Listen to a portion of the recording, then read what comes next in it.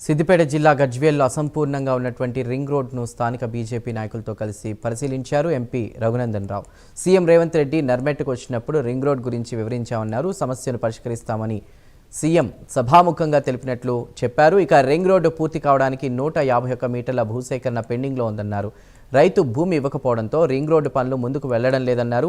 ఒక రైతుని పిలిచి ఒప్పించడంలో అధికారులు మీనమేషాలు లెక్కిస్తున్నాయని అన్నారు.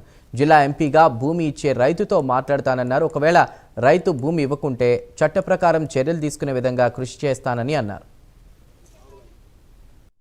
రాష్ట్ర ముఖ్యమంత్రి గారు వచ్చి ఈ జిల్లాలో అభివృద్ధి కార్యక్రమాలు పెండింగ్ లో ఉన్నటువంటి పనులు నర్మెటలో ఆయిల్ ఫామ్ ఫ్యాక్టరీ ప్రారంభోత్సవానికి వచ్చినప్పుడు గజ్వేల్ ప్రాంతానికి సంబంధించినటువంటి రింగ్ రోడ్డు వ్యవహారంలో దాదాపు 151 మీటర్ల ల్యాండ్ ఎక్విజిషన్ కార్యక్రమం పెండింగ్ ఉందని ఒక రైతుని పిలిచి కన్విన్స్ చేయడంలో జిల్లా అధికార యంత్రాంగం, రెవెన్యూ యంత్రాంగం అంతా కూడా మీనమేషాలు లెక్క పెడుతుందని ముఖ్యమంత్రి గారి దృష్టికి విషయాన్ని తీసుకెళ్లినప్పుడు సాధ్యమైనంత త్వరగా గజ్వేల్ రింగ్ రోడ్ సమస్యను పరిష్కరిస్తామని చెప్పి ఆ రోజు ముఖ్యమంత్రి గారు వేదిక మీద నుంచి నాకు మాట ఇవ్వడం జరిగింది.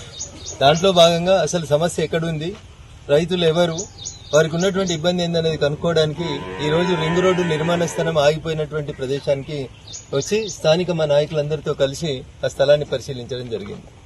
ఒకరే ఒక రైతు గౌరవనీయులు రామచంద్రం గారికి సంబంధించినటువంటి కొంత భూమి విషయంలో వారు ఏదో అబ్జెక్షన్ చెప్తున్నారనేటువంటి విషయాన్ని అటు రెవెన్యూ అధికారులు ఇటు స్థానిక ప్రజాప్రతినిధులు నా దృష్టికి తీసుకొచ్చినారు. వీలైతే రేపు లేదా ఎల్లుండి రామచంద్రం గారిని పిలిచి మాట్లాడి ఎంపీగా నేను ఈ సమస్య పరిష్కారానికి చొరవ తీసుకోబోతా ఉన్నాను.